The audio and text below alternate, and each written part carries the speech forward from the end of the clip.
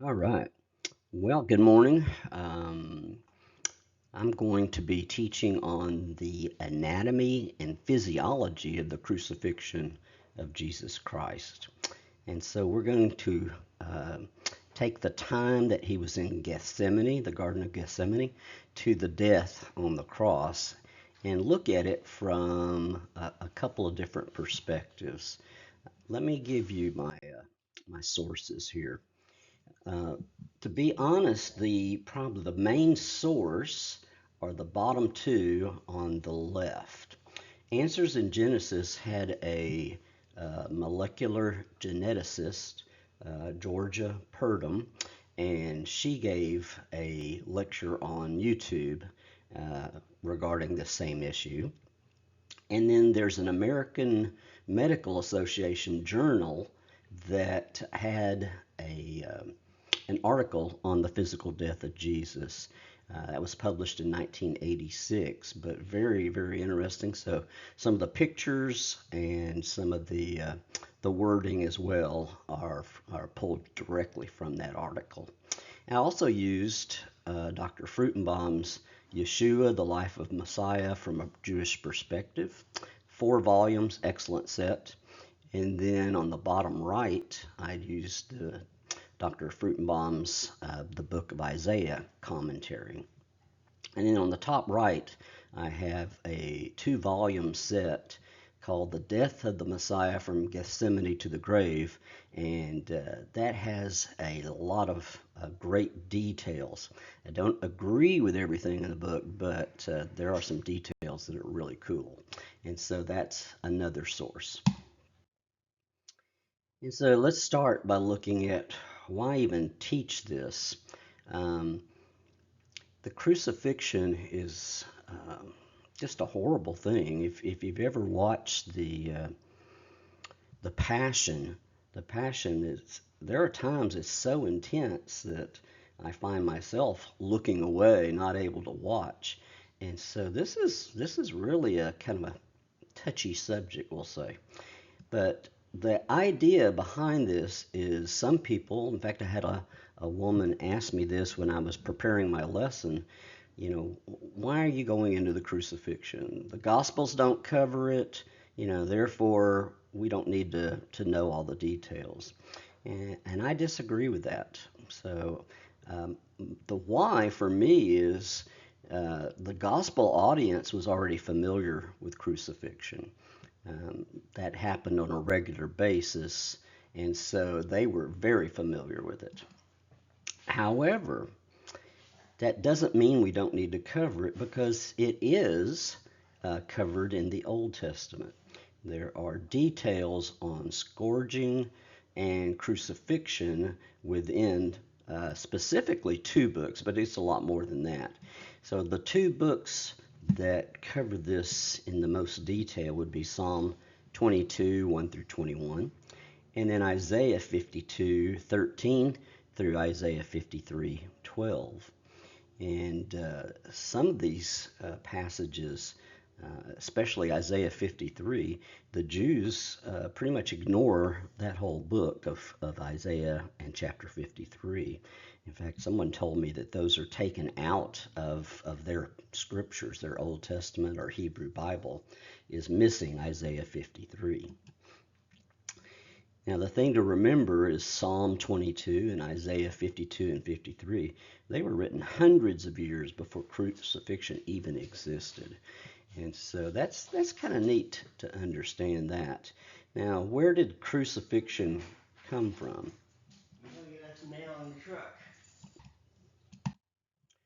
It was invented by the Persians about 600 years before Christ.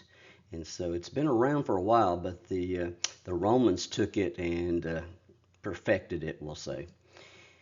It was a form of capital punishment, and originally could have been an actual tree or just a post sticking out of the ground, not the T shape that we're familiar with today. Like I said, it was perfected by the Romans, and by perfected, I mean it gave the maximum amount of pain over the longest amount of time. And so the whole idea was to produce suffering, and it did a very good job of that.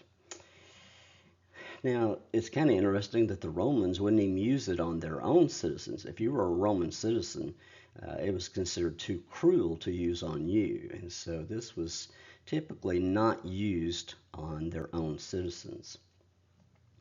And then I found this extremely interesting in that there was a new word that was created for the pain of crucifixion, just a word specifically for that pain.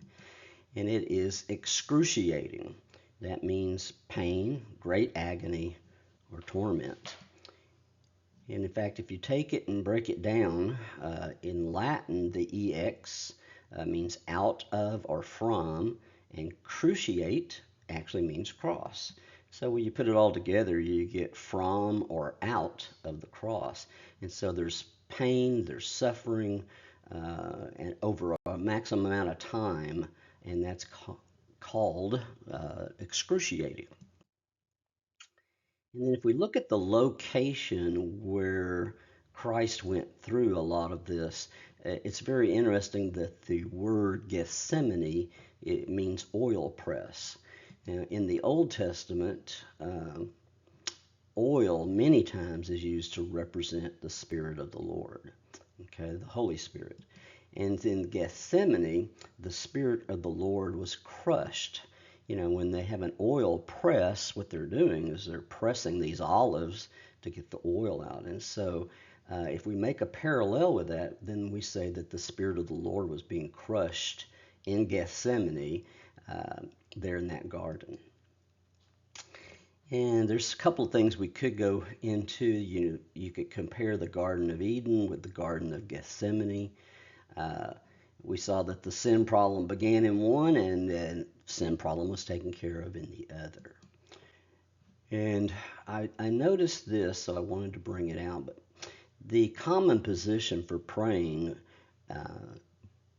through the Jews was standing, and many times you would see Christ stand and look up and pray.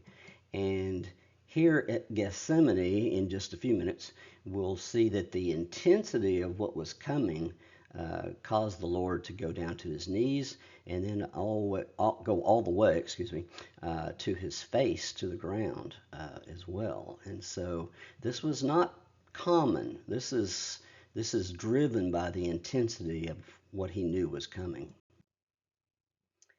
And this is an interesting verse that I want to look at in a couple of details. In Luke 22:44, it says, "And being in agony, he was praying very fervently, and his sweat became like drops of blood falling down upon the ground." Now, I have a couple of words there that are highlighted, agony and fervently. So I want to look at those. Agony means apprehensiveness of mind, especially when faced with impending ills, distress, or anguish. And so we see Christ uh, really in agony and pain over knowing what's coming. Now, what does the word fervent mean? It's kind of an interesting Greek word, ektonos, or ektonos, I'm sorry, which means out, to stretch out. It's actually an athletic term, and it conveys the meaning of striving with all one's energy at the finish line.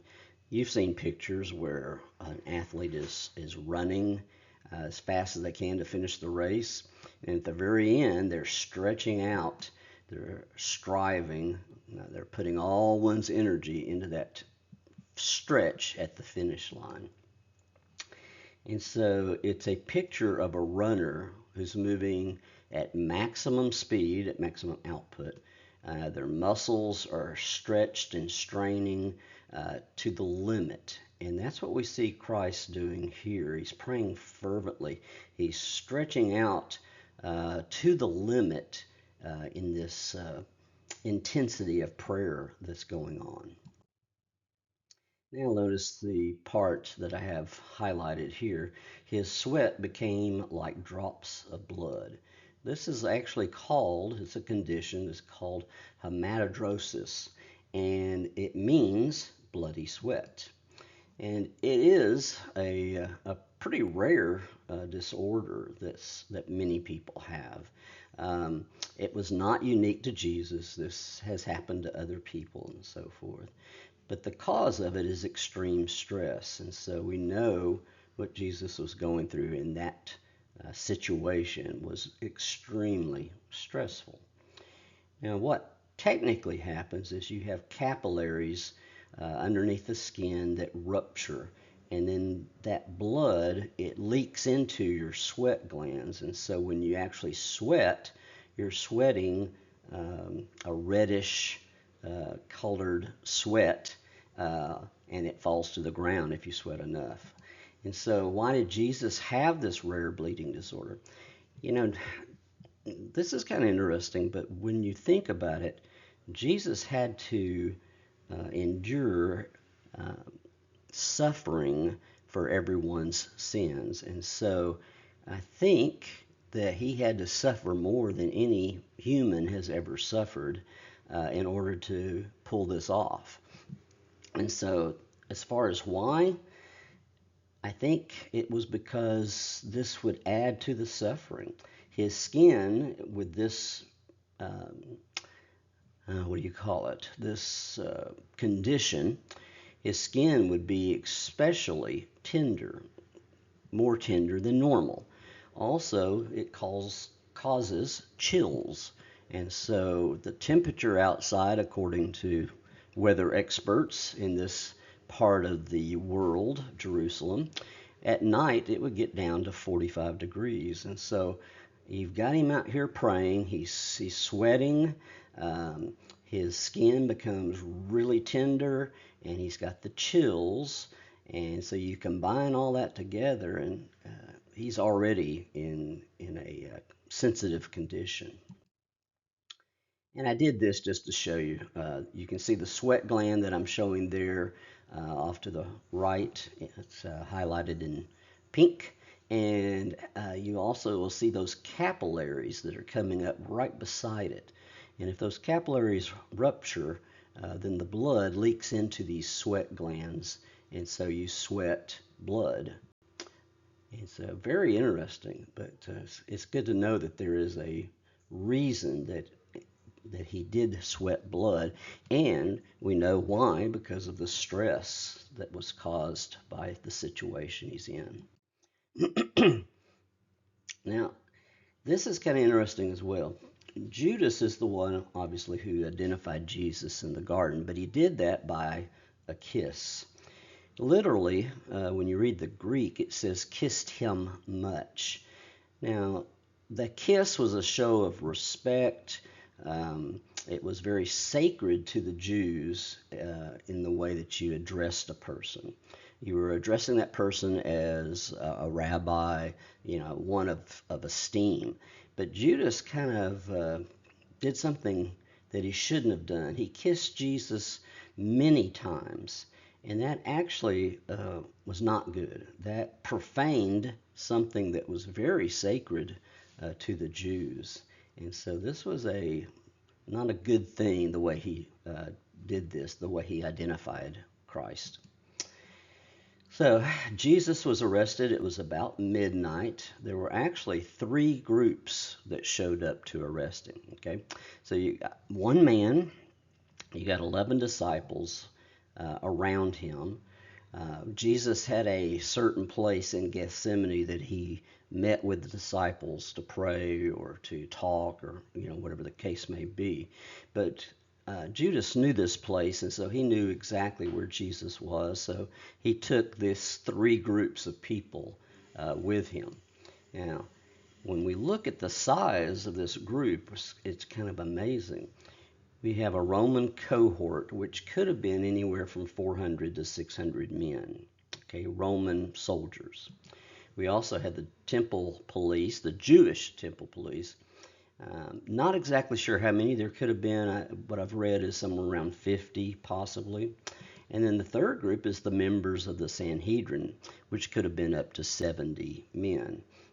And so you could have had 700 men out there to arrest one person. a little overwhelming, a little overkill, so to speak. Now, as you probably know, there's a lot of rules that were broken by the Jews. And many of those I have at the very end here. There were actually 22 rules that of their own rules that they broke. And one of them is they were never to have a trial at night. But the first trial is a secret trial. It also was never to be secret. It was to be a public trial. And so there's two rules broken right here. They had to be trials during the day, and they could not be secret. They had to be public. So anyhow, there's a trial before Annas at night. There's a trial before Caiaphas in the Sanhedrin, and that's at the high priest's house. Now, what is Jesus found guilty of? He's found guilty of blasphemy, and therefore he is sentenced to death. Now, death for a Jew in this case for blasphemy was to be stoned. Of course, that didn't fit God's predictions, so that changed. But the original idea was that if you blasphemed, you were to be put to death by stoning.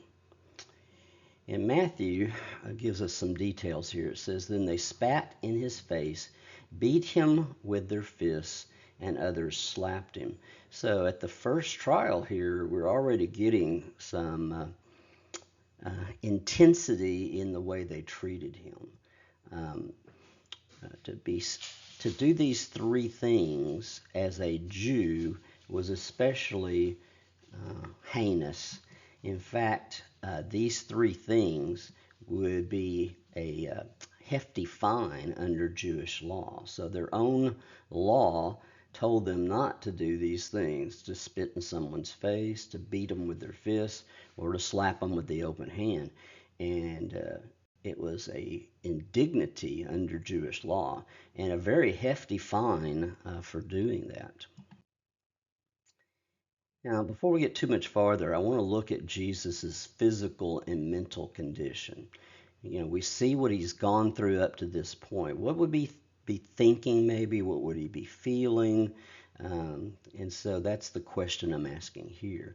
The first thing that came to my mind is he would have felt alone. Uh, he had been abandoned and deserted of his fellows, friends, and that would have left him with the human feeling of just being alone. And in fact, we know that Peter, denied him 3 times. And then, like I said, all 11 disciples deserted him at that point. And in fact, Luke tells us now the men who were holding Jesus in custody were mocking him. I believe he's mocked 8 times in the Gospels. And they beat him. And they blindfolded him and were asking him, saying, "Prophesy, who is the one who hit you?" Now, in our discussion on Sunday, we had someone that told us that being blindfolded is very intense when someone hits you and you're blindfolded. You can't prepare for it, and so it is a more severe beating if you're blindfolded. And so that's very interesting to me because that's exactly what they did to Jesus.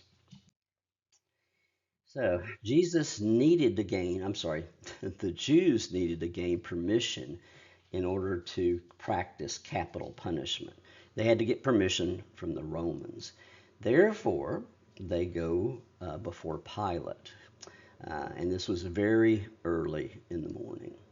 They charge him with being a self-appointed king, in other words, a competitor to Caesar. Now, Pilate found nothing worthy of charges. In fact, Pilate goes through 3 times and doesn't find him guilty of anything. And so Pilate actually tries to release him 3 times. And then they find out that he was from Galilee, Jesus was from Galilee, so they send him to Herod Antipas. And there's a mock trial that goes on then. Now, Herod really had heard a lot about Jesus and wanted him to perform a miracle. And so that's the situation. They send him to Herod. Herod thinks he's going to put on a show. He dresses him in a robe and just kind of has this expectation of being entertained by Christ. Well, Christ doesn't do that, so the soldiers and Herod himself, they mock Jesus. And this is the second of 8 times that he will be mocked. So Herod comes to the conclusion that Jesus poses no threat to Rome and sends him back. And then we have a second trial before Pilate. Pilate still found nothing wrong. And as you're aware, there's a custom, a Passover custom, where the Romans would release one Jewish prisoner. That was just something that was set up to kind of please the Jews and keep them liking the Romans. And so Jesus and Barabbas were the only two in prison that we're told about. And we are told that Barabbas was in prison for murder. So you have Jesus and Barabbas. What is Pilate's expectation? Oh, they'll pick they'll pick Jesus to be released. Now, as you study the name Barabbas, you find out it's really not a name, it's a title.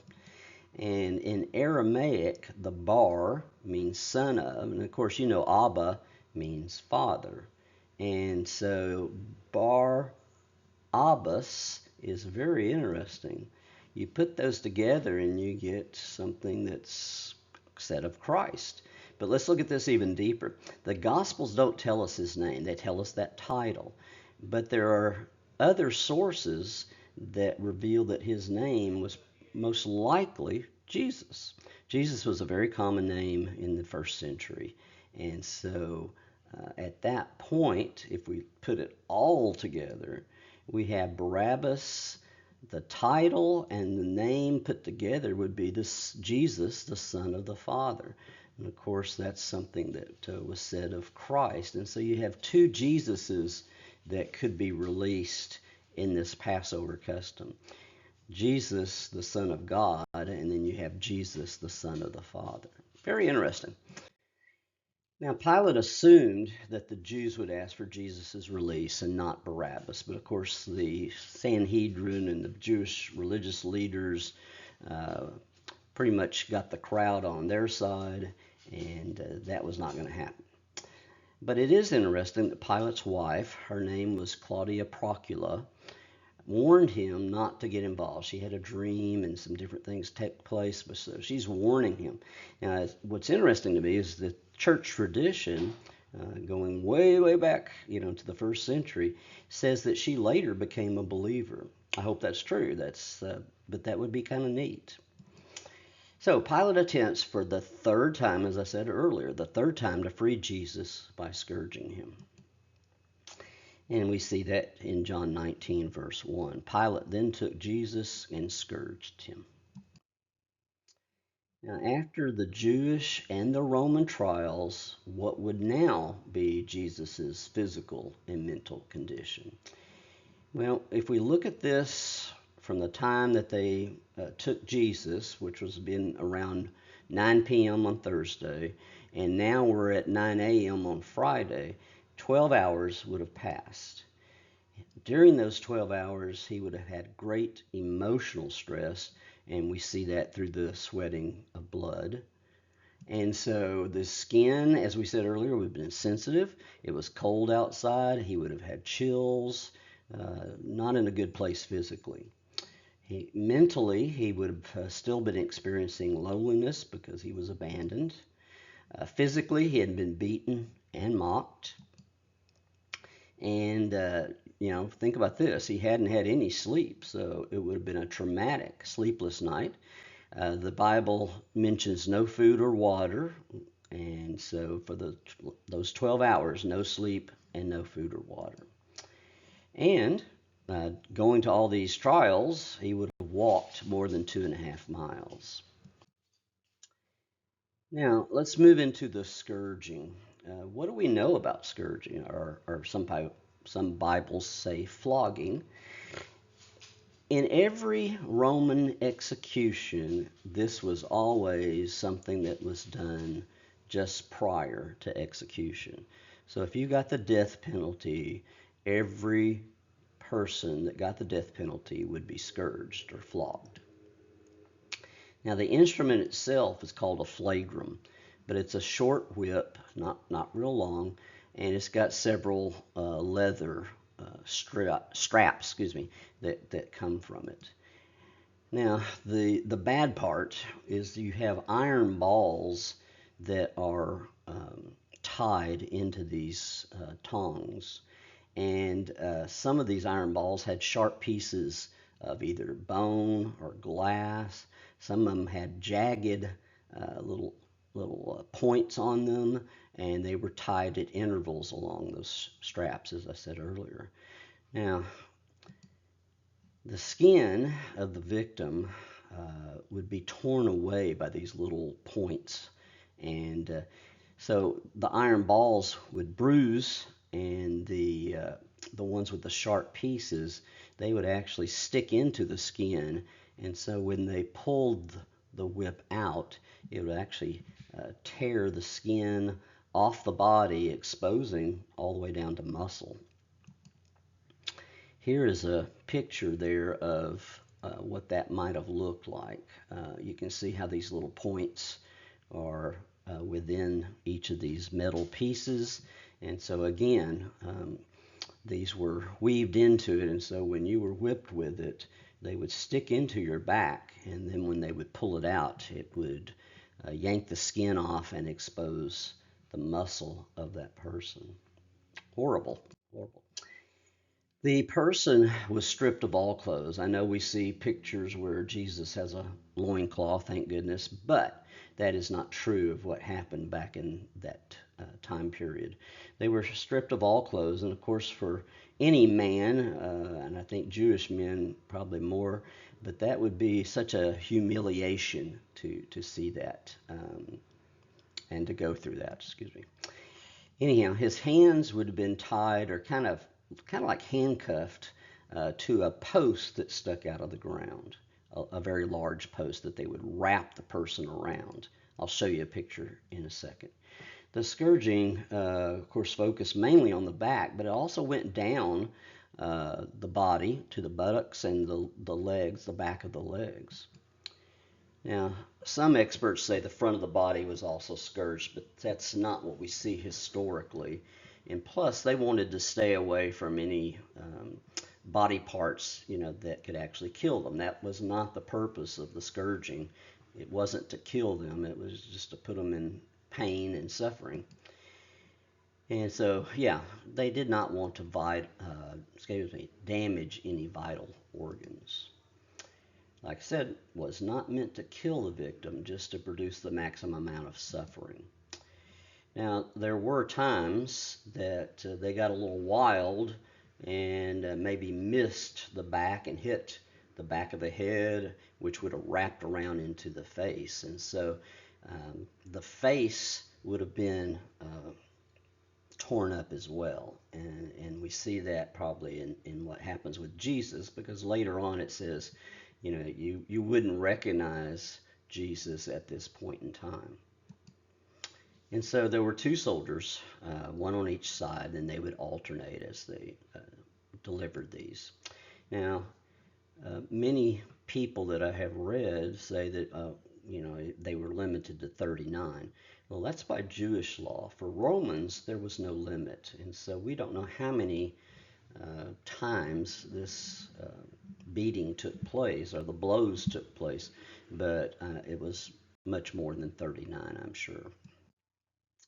Okay, here's something that came from the JAMA, the Journal of American Medicine, and this is kind of interesting. There's that large post, and you can see the man strapped to that post, and then you can see the flagrum or the scourge instrument there on the left-hand side.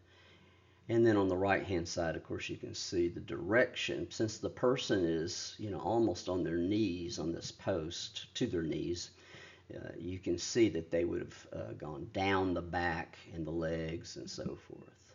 Um, just hard to believe that was ever done by humans to another human. Now, the result of the scourging physically is that there would be so much blood, and it would just be torn up. The back would be torn up, possibly bone could be exposed, but definitely a lot of the muscles were exposed. And so that kind of repeats what I just said. So the face would also have been struck, and so the face would be just a bloody mess. You probably know this, but your face and your head bleed a lot. There's a lot of blood vessels near the surface, and so that would be a bloody mess as far as their face goes. The body would go into shock because, as you can imagine, there would be a lot of blood loss from scourging. It would also just weaken you to the point of not having much strength, and yet they expected these victims to carry part of the cross. And many times people would not last very long on the cross because of the extent that they were whipped. And so that kind of determined how long they might last on the cross. Jesus lasted for 6 hours, which is not very long compared to what we have historically listed in some different annals. And so that's a short amount. In fact, Pilate was surprised that he was already dead after 6 hours. Of course, Jesus determined when everything was met and laid down his own life at that time. So that's significant. First Peter is kind of an interesting verse if we look at it in Greek. But it says, who himself bore our sins in his own body on the tree, on the cross, that we, having died to sins, might live for righteousness. And then it says, by whose stripes you were healed. Of course, stripes refers to the scourging. But when we look at it in Greek, it's molopes. It's a wound that's caused by a blow from the fist or a whip. But in Greek, it's singular. And so many people are translating this as it appeared as a single wound. He had been beaten so bad on his back that you couldn't see the stripes because it was one single wound. It looked like they'd hit him so many times. Isaiah is the one I was referring to a few minutes ago, but Isaiah 52:14 says, just as many were astonished at you, my people, so his appearance, Jesus' appearance, was marred more than any man, and his form more than the sons of men. It says that he was basically not recognizable as a human being.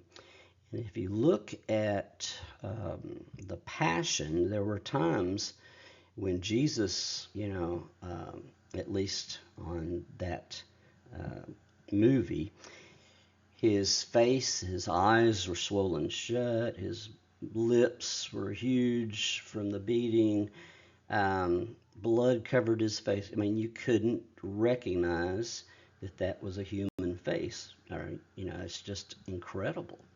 Anyhow, that's what Isaiah says as well.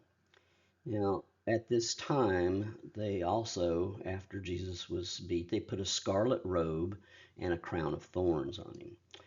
Now, that crown of thorns by itself would be extremely uncomfortable, but they drove it down onto his head by striking that crown of thorns. And at this point, again, he was mocked, he was spit on, and his beard was pulled out. Now, that's an interesting statement on the beard that we'll look at in a second. Well, right now, actually. Isaiah 50, verse 6 says, I gave, and that word gave is the key word, I gave my back to those who strike me, and my cheeks to those who pluck out my beard. I did not cover my face from humiliation and spitting. Now, we need to look at this because this is pretty incredible. Um, Jesus did. Well, let's start with a normal person. If you were going to whip them, they're going to try and push their torso as far away as they can from the beating. But this says that Jesus actually leaned into it. He gave his back to those who struck him. And if someone's going to pull out your hair or your beard or whatever, you're going to pull away from that person. And Jesus did not. He actually moved closer to the person that was going to pull out his beard. And the same thing for someone being spat upon. Normally, you would try and cover your face, but Jesus knew what he had to do, and he willingly gave his back, gave his beard, and did not cover his face from this humiliating experience. And as I said, the word gave really means to lean into. And that's just an incredible thing to see that Jesus gave his body rather than trying to save it. And so, again, one of the reasons I believe they list this scarlet robe in the Gospels is because as soon as they took the robe off, it's going to reopen all those back wounds because it's going to bleed and dry into the robe. And boy, I can't imagine, but as soon as you do that, of course, your back is going to start bleeding again. In the crown of thorns, we really don't know what was used at that point, but many consider this plant, Ziziphus spina Christi, to be the one that was used. It has a lot of thorns. The thorns can reach a length of an inch and a half. And when you put it on the scalp, it is a very vascular part of the body and a lot of nerve endings. And so this is what they did. They put it on Christ and they drove it down. And some of those thorns probably went all the way to hitting the bony part of the head. And so, very humiliating experience. So, Jesus was so severely beaten that he did not look like a human being. We see the same verse, just as many were astonished at you, my people. So his appearance was marred more than any man, okay, past, present, or future. And his form, okay, the outline, the form of his body and face, it was marred more than the sons of men. So basically, Jesus was virtually unrecognizable. At this point, his physical condition would be pre shock or even shock. He would be in shock. Um, at this point, he's lost a lot of blood. That's called hypovolemic shock. Hypo means low, volume, and blood. So, not a lot of blood still in his system. He's lost a lot of blood. And the symptoms of this hypovolemic shock would be he continues to bleed, he's cold, clammy, and sweaty all at the same time. Now let's look at the structure of the cross next. In Latin, the upright post is called a stipe, and it's fixed into the ground. Now, I'm not going to get into this, but this is what the reading I was doing, this is what they said. And it makes sense. There was a lot of archaeology that went into this study and so forth. And so they're saying there's an upright post already fixed in the ground. The patibulum is that crossbar. Okay, it goes across horizontally. And then you had what's called a T shape. That could be a capital T or a lowercase t. Now, most of the people in this study, that did this study, I should say, they said it is a capital T shape, and I'll go into that more in just a second. But the Tau cross was preferred by the Romans, according to this archaeologist, in first century Israel. Now, wherever they were beaten at, remember that was required by Roman law that they be scourged before going to the cross. They were required to carry the patibulum, that crossbar, and it would be around 100 pounds. Now you have to think about someone carrying this 100 pounds on the back where they had just been beaten, they have open wounds, their muscles are exposed, and then they're expecting them to carry this 100-pound piece of wood basically on their back. And as we're going to show in just a minute, the patibulum is mounted on the stipes using a mortise and tenon joint. 4 men could easily drop the patibulum on the stipe, and I'll show you how all that fits together here in just a second.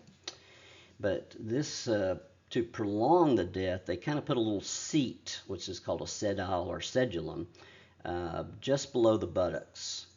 Okay, so they kind of had almost a resting place to some degree, except that their arms would have still been stretched out in order to sit on the seat.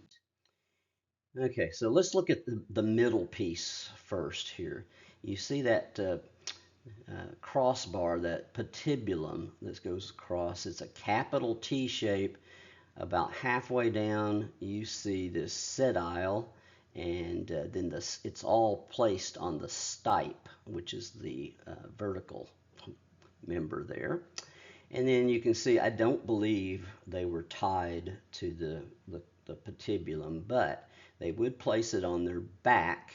And the first thought I had is, if something like that was placed on my back and it's heavy and you're walking with it, you're going to fall face first and just do a face plant or really mess up your knees by falling on those.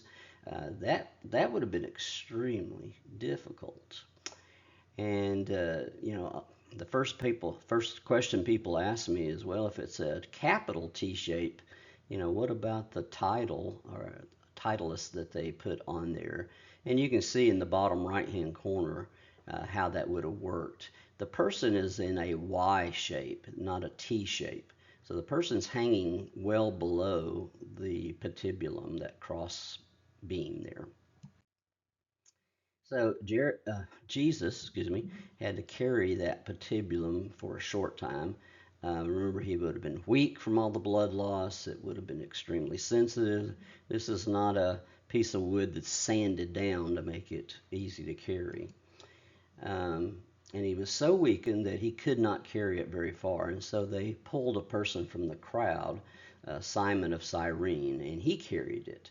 And I think that's very indicative of how severe the scourging that Jesus received, how severe that was.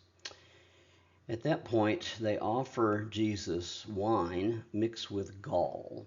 Now, this was a common thing that they did. It was given to convicts just before nailing them to the cross. It was a numbing agent.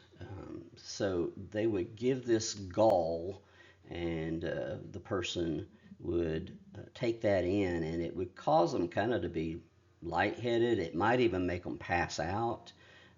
Stupefied was one of the words that they put in here.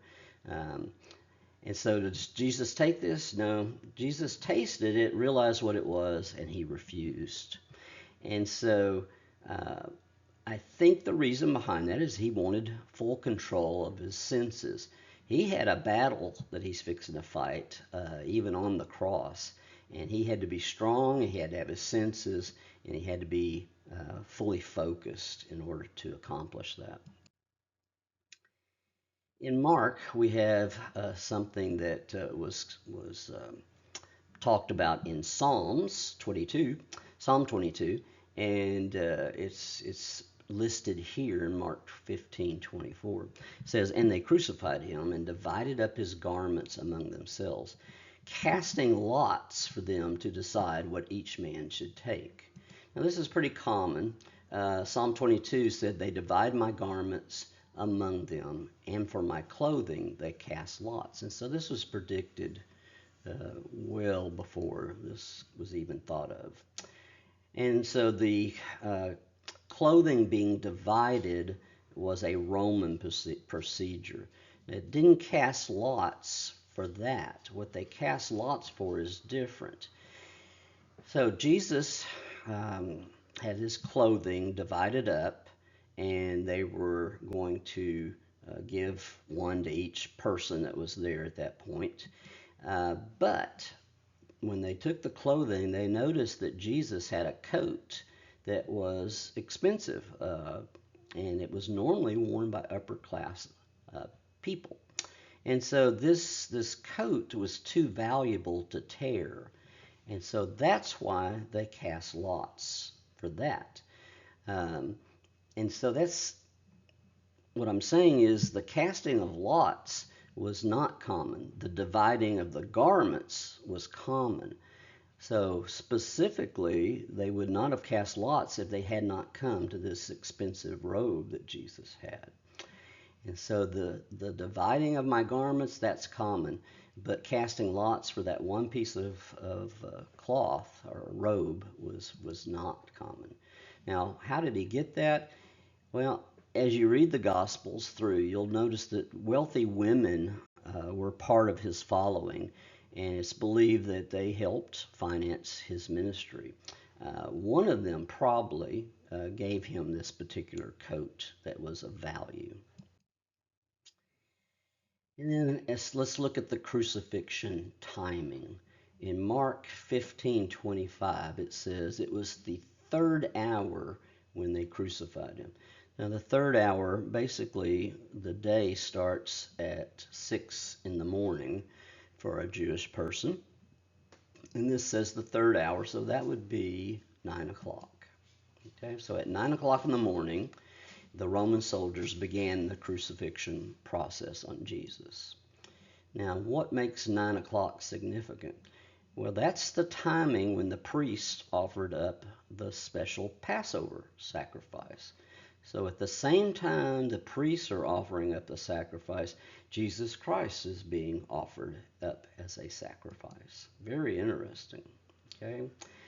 So it took place on the Temple Mount when they did the sacrifice, and at the same time, the Lamb of God was being crucified.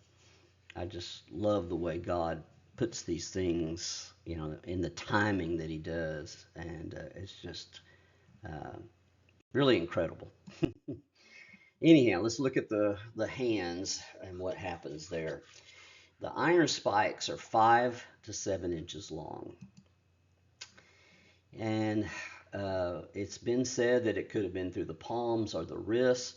The wrists are favored because the palms, you have skin that could tear out, and that would not be good. So it's believed the wrists are what's being spoken of.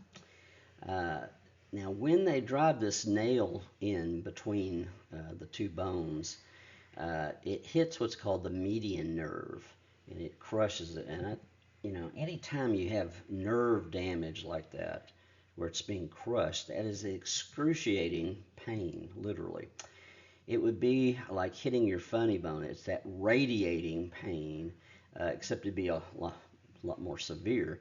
But that radiating pain that goes through your arm and your hand and so forth, that would have been similar to what happened. It also has what's called a tetanic contraction. That means the muscle will tense up and it will stay contracted, and that becomes achy, tired. That's just a horrible thing to go through. And we believe that the nails would have gone between the ulna and the radius, and we know that probably is the location because none of his bones were broken, so they didn't go directly into one of the bones in the forearm. And we get this none were broken based on Exodus 12:46. And it's talking about the Passover lamb and how none of its bones are to be broken. And of course, Christ becomes the Passover lamb, and none of his bones were broken. Here's kind of a medical view of this, but you can see um, that this nail in the top right hand side, and you can see the nerves and the blood vessels that are listed here. And so that median nerve, upper right hand corner, is just straight on basically, and would have caused just an incredible amount of pain. And many people believe that the arms are pulled really tight so that Jesus's body would have been more of a T position, but that's not correct. There had to be some flexion and some movement, and so the body would have been more in a Y position. And the shoulders and the elbows would have to be dislocated in order to drive the nails in. And so, if you saw the Passion, you would have noticed that they wrapped a rope around the wrist of one of Jesus's arms. The other one was already nailed, and they pull uh, in order to reach the other nail hole. They would have pulled as tight as they can, which would have pulled the shoulders and elbows out of joint. It would have dislocated them. And then it says, upon lifting onto the stipes. Now you see in the picture, that's a mortise and tenon joint.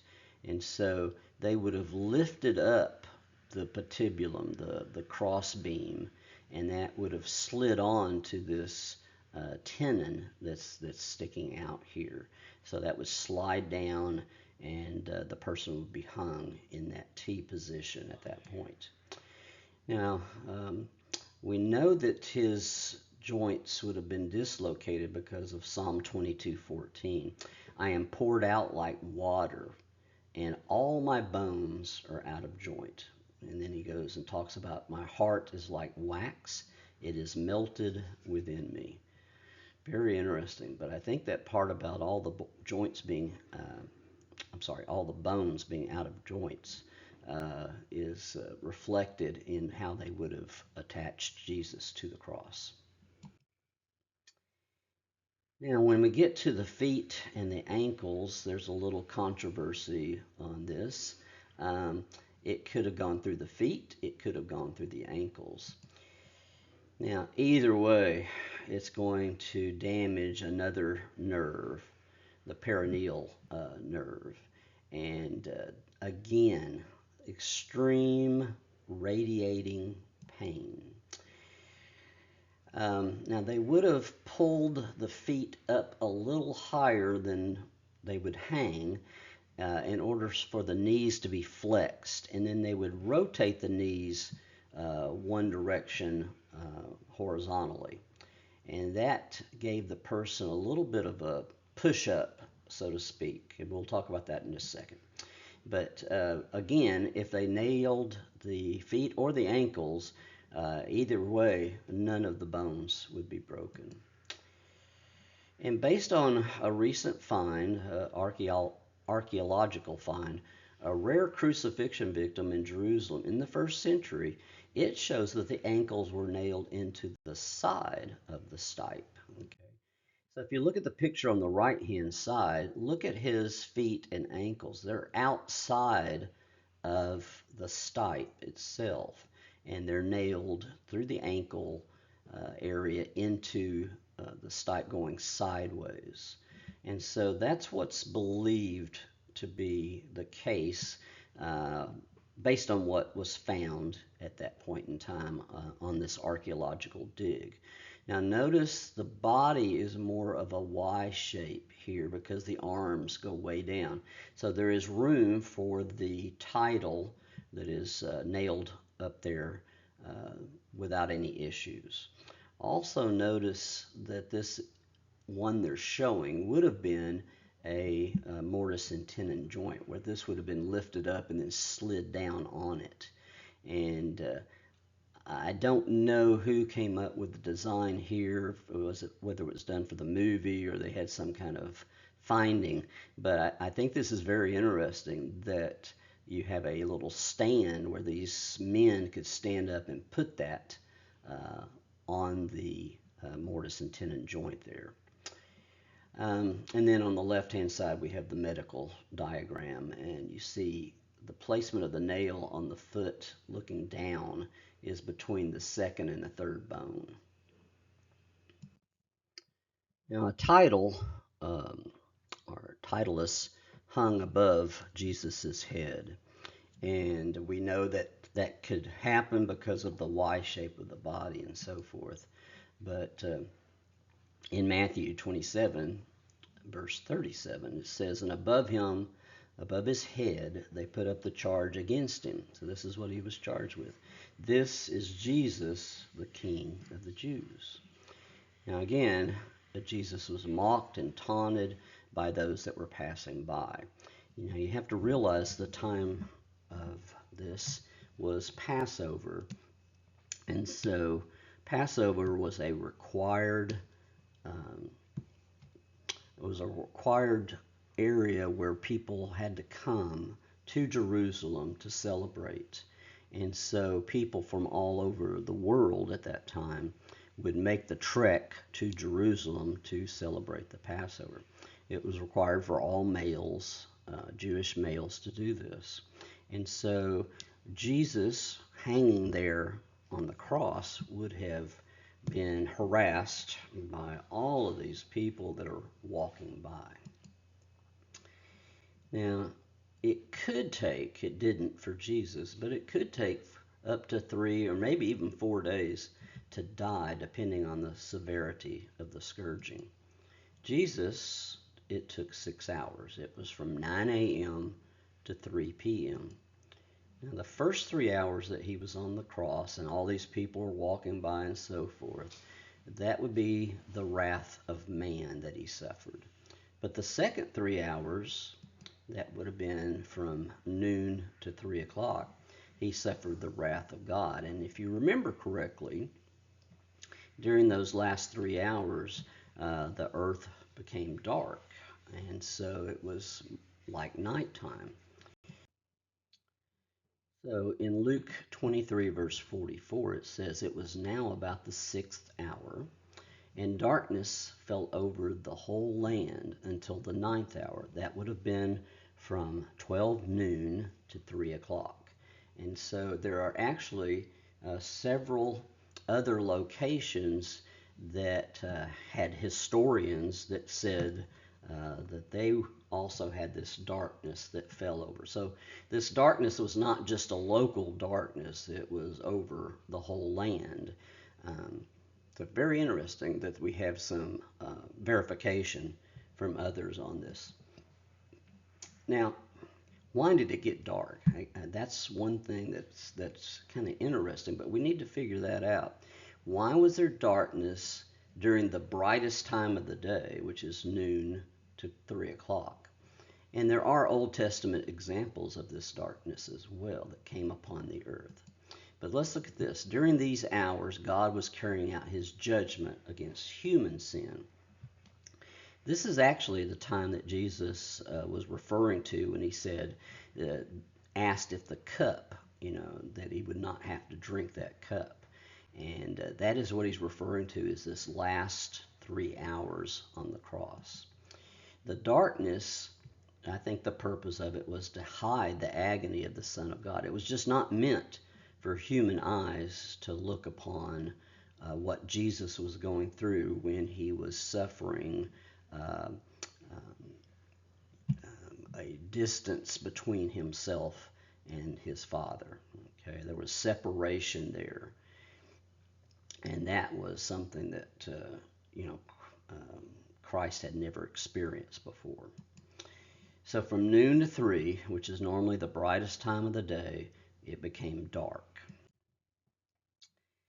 And I asked the question here, was there any satanic activity predicted during this time? So if we go back to Psalm 22, it talks about many bulls have surrounded me. Strong bulls of Bashan have encircled me. They open wide their mouth at me as a ravening and roaring lion. Now, Satan many times is referred to a lion that wanders and so forth. Bulls, these Bashan bulls, are enemies of Israel. And so it's an idiom that's being mentioned here that talks about, you know, enemies of Christ here. And so these bulls, these enemies, they surround him. Now, uh, that very well could be referring to satanic activity at that time.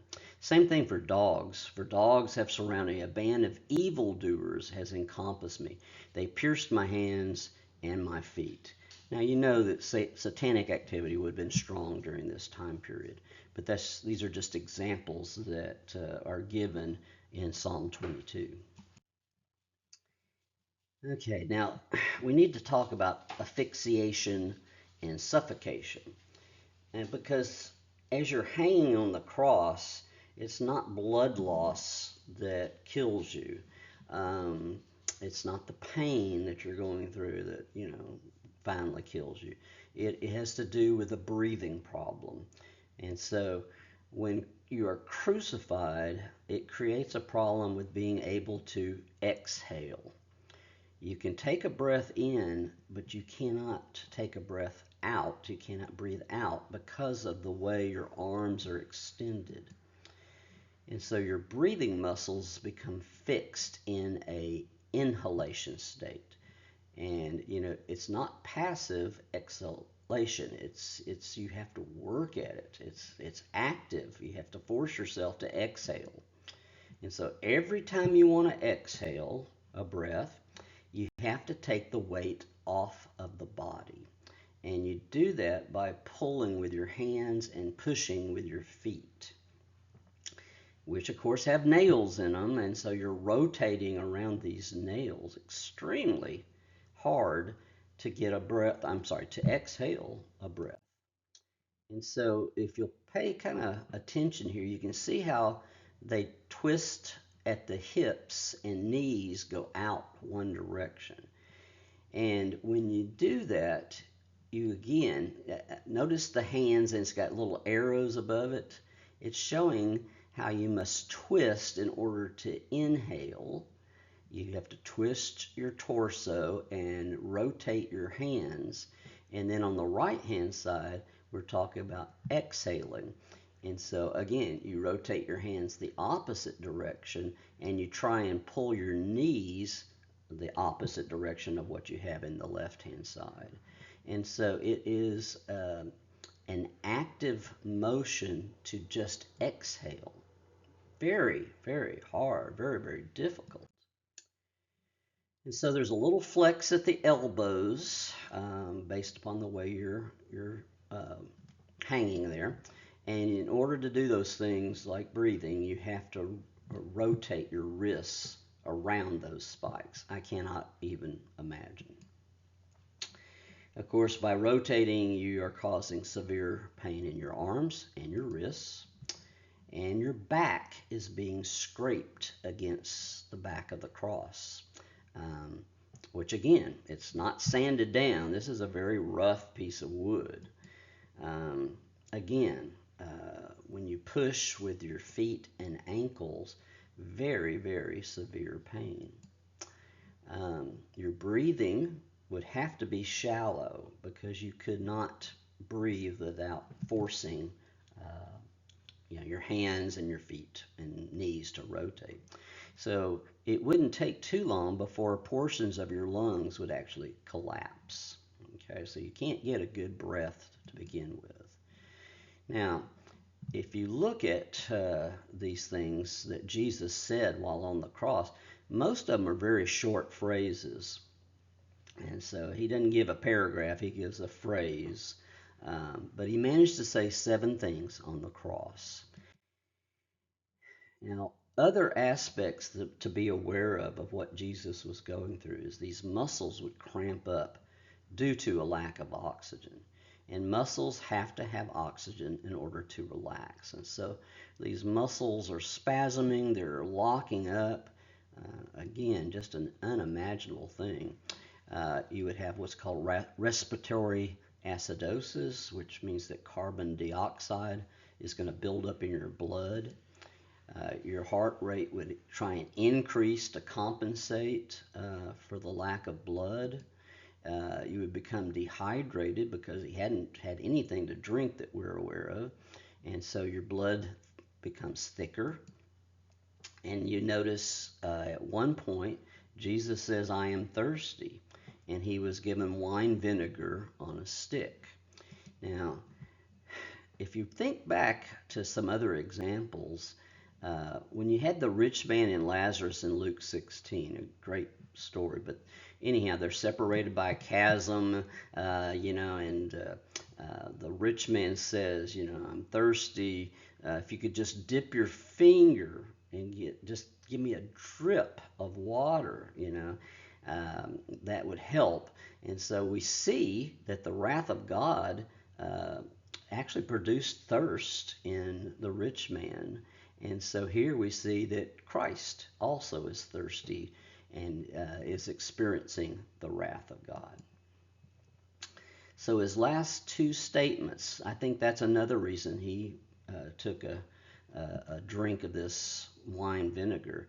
So his last two statements could be clearly heard. He wanted to say it loud enough so that there would be no mistake in what he said. Now, what did he say? Well, his longest phrase is in verse 34 of Luke 23. Father, forgive them, for they know not what they are doing. Now, this was probably said over 2 or 3 breaths, not just one breath. Another thing that he said is, truly I say today, you shall be with me in paradise. So again, probably said in 2 phrases or 2 breaths. John 19:26 and 27, woman, behold your son. Took a breath, behold your mother. Matthew 27:46, my God, why have you forsaken me? That's in capital letters because that is a quote from Psalm 22:1.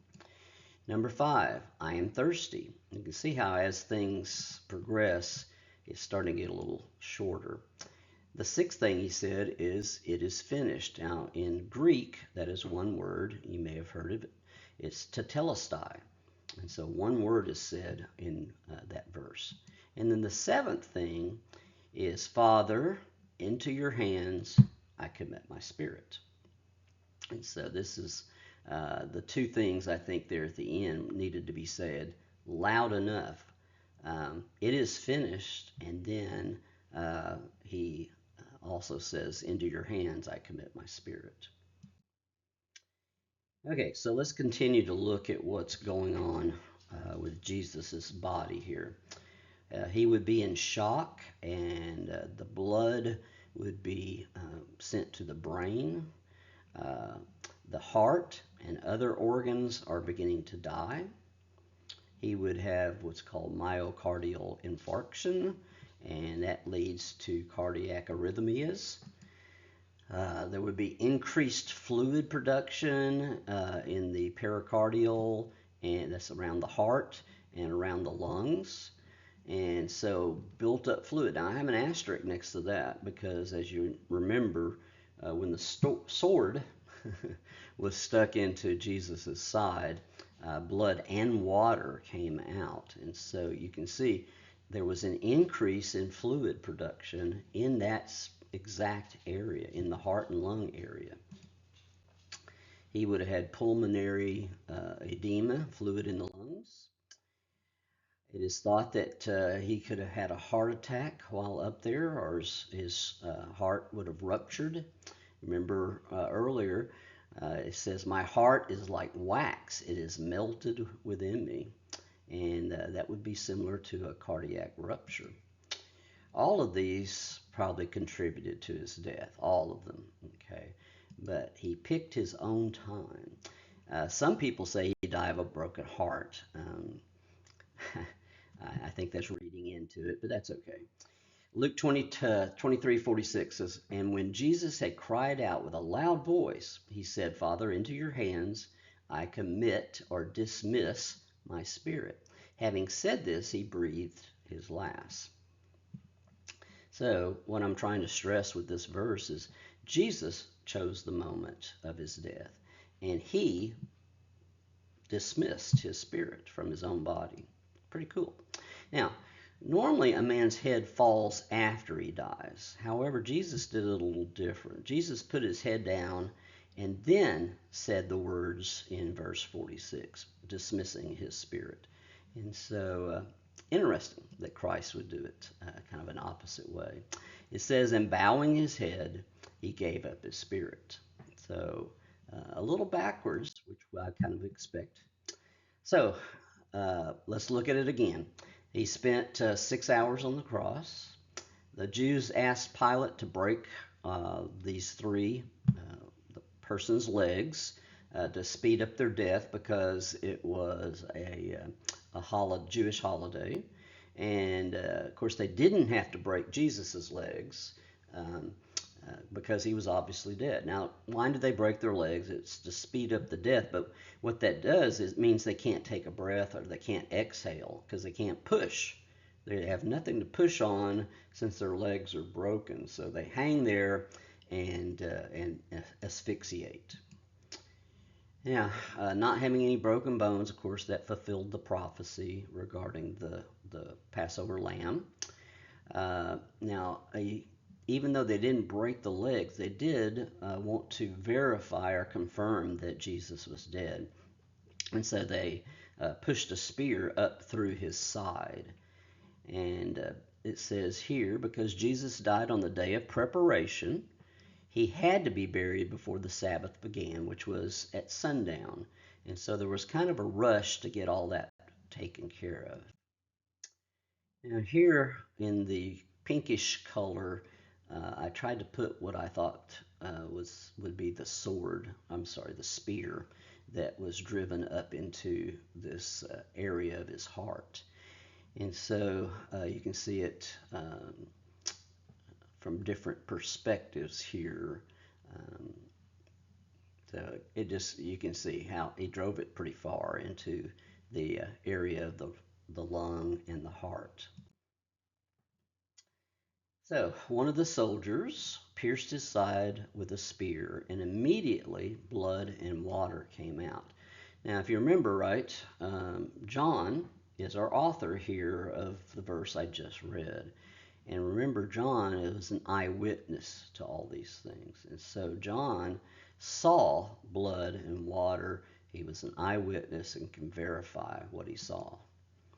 Now, this water would have come from the pleural or pericardial cavity. It's a double layered sac that surrounds the heart. So blood would have come from the heart, and then this water would have come from these cavities that surround the heart and the lungs and so forth. So blood and water actually prove that Jesus did die physically on the cross. Now there were 22 rules that were broken, and I want to go over each of those because they are of interest. Number one, there was to be no arrest by religious authorities that was affected by a bribe. Now, obviously, Judas was bribed with the 20 pieces of silver, 30 pieces of silver, excuse me. There were to be no steps of criminal proceedings after sunset. Okay. Of course, there were several steps of criminal proceedings during the night uh, as far as Jesus was concerned. Judges, judges that are members of the Sanhedrin, they were not allowed to participate in arrest. Now, if you remember right, you remember that I said there were three groups of people that came to arrest Jesus, and the Sanhedrin was one of those groups. There were to be no trials before the morning sacrifice, which happened, at 9 o'clock in the morning. Well, several trials, of course, took place well before the morning sacrifice, during the night and so early morning. There were to be no secret trials. All trials were to be public. Of course, The ones that took place during the night were all secret trials. Number 6, Sanhedrin trials could only be conducted in the hall of judgment. And this was taking place, you remember, at Caiaphas's house and Annas, and all these things were taking place not in a public location. Number 7, during the trial, the defense had the first word before the prosecutors could present the case. And of course, that did not happen. Number 8, now this is interesting. All could argue in favor of acquittal, but all could not argue in favor of conviction. If all of the people, there had to be a minimum of 30 men to do this trial. But if all 30 men said convict, it indicated collusion. And of course, Jesus was convicted by all, and so this automatically says that he should have been acquitted. And so they didn't follow their own rules. But that's very interesting to me. If you can get 30 men to agree, every one of them on the same thing, their own law said that indicates that they are colluding with each other. Number 9, there had to be at least 2 to 3 witnesses, and their testimonies had to agree in every detail. Well, they never could get all these people to agree on every detail. Their witnesses never did agree. Number 10, there was no allowance, for the accused to testify against himself. And of course, they put Jesus on the spot to testify against himself. Number 11, the high priest was forbidden to rend his garments, which the high priest did. And the reason for this is because it shows emotion. And so the high priest is having an emotional reaction. He is not to be motivated by emotion. He is to use logic to render his verdict. Number 12, judges could not initiate the charges, which they did in this case. They could only investigate charges that were brought to them. The accusation of blasphemy was only valid if the name of God itself was pronounced. My understanding is that was not the case. A person could not be condemned solely on the basis of his own words. If you remember right, Jesus made a statement, and the high priest said, you heard him. He's blasphemed, and so on. So that's what they condemned him, by his own words. Number 15, the verdict could not be announced at night. Okay, and of course they did pronounce judgment during the evening or the nighttime. In the case of capital punishment, the trial and guilty verdict could not occur at the same time. There has to be time for these people to think about what they're doing. So it had to be at least 24 hours before they concluded capital punishment in this case. Number 17, voting for the death penalty had to be done by individual count. You had to go with the youngest all the way up to the oldest. And so the youngest voted first so that they would not be influenced by what the older men, what their verdict was. Number 18, a unanimous decision for guilt showed innocence. Isn't that interesting? Since it's impossible for 23 to 71 men to agree without plotting against the person. Number 19, the sentence could only be pronounced 3 days after the guilty verdict. And so they had to sit on it. They had to think over all the different things. So they had 3 days to think about that. Judges were to be humane and kind. Well, slapping, spitting, punching, those things were not humane and kind. 21. A person condemned to death was not to be scourged or beaten before his execution.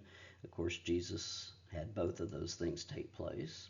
And the last one, no trials were allowed on the eve of the Sabbath or on a feast day.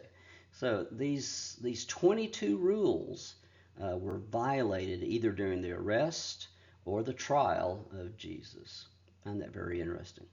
Okay, I hope you enjoyed this. this was fun to prepare and so forth, and I hope you'll join me next time. Thanks.